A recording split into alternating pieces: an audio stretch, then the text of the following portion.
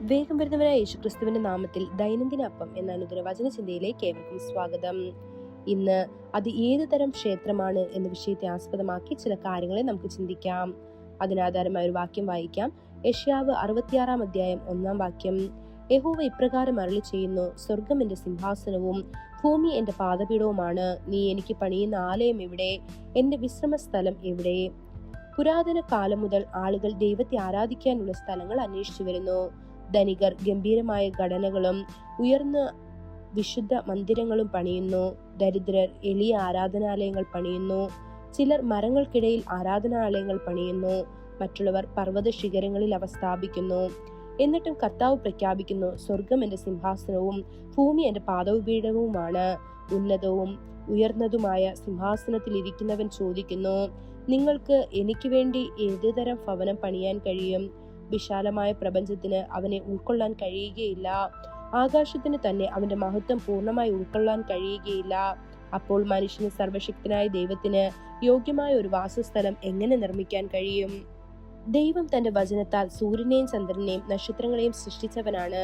എന്നിട്ടും പലരും അവന്റെ മഹത്വം മനസ്സിലാക്കാതെ ഒരു ചെറിയ കല്ല് വേർതിരിച്ച് അതിനെ ഒരു ദേവാലയമാക്കി അവരുടെ ഭാവനയിൽ ദൈവത്തെ അവിടെ പ്രതിഷ്ഠിച്ച് അവന്റെ പിന്നിൽ വാതിൽ പൂട്ടുന്നു. കല്ലോ ഇഷ്ടികയോ കൊണ്ടല്ല ദൈവം തന്റെ വാസസ്ഥലത്തിനായി ഒരു ദേവാലയം നിർമ്മിച്ചിട്ടുണ്ടെന്ന് മനുഷ്യവർഗം മറന്നുപോയിരിക്കുന്നു. അത് കല്ലോ ഇഷ്ടികയോ കൊണ്ടല്ല നിർമ്മിച്ചത്.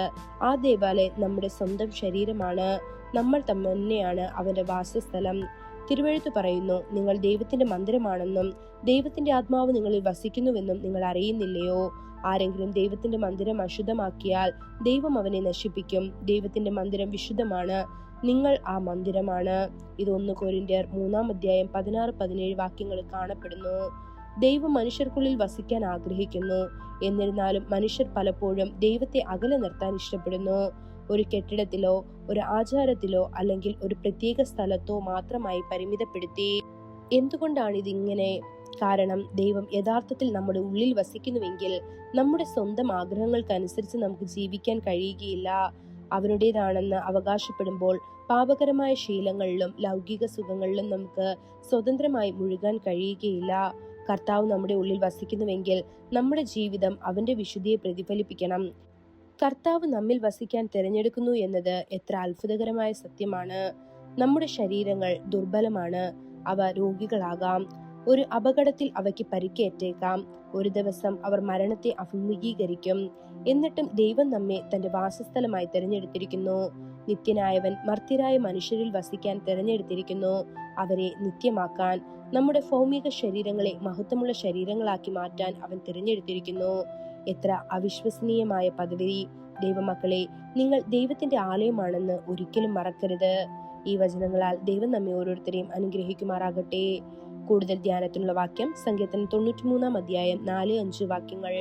ഉയരത്തിലുള്ള യഹോവ പെരുവെള്ളത്തിന്റെ മുഴക്കത്തെക്കാളും സമുദ്രത്തിലെ ശക്തമായ തിരമാലകളെക്കാളും ശക്തനാണ്. നിന്റെ സാക്ഷ്യങ്ങൾ വളരെ ഉറപ്പാണ്. യഹോവേ, വിശുദ്ധി നിന്റെ ആലയത്തെ എന്നേക്കും അലങ്കരിക്കുന്നു. ഇന്നത്തെ ബൈബിൾ വായന രാവിലെ സങ്കീർത്തനങ്ങൾ 51, 52, 53 അധ്യായങ്ങൾ. വൈകുന്നേരം റോമർ 2 അധ്യായം. ആമേൻ.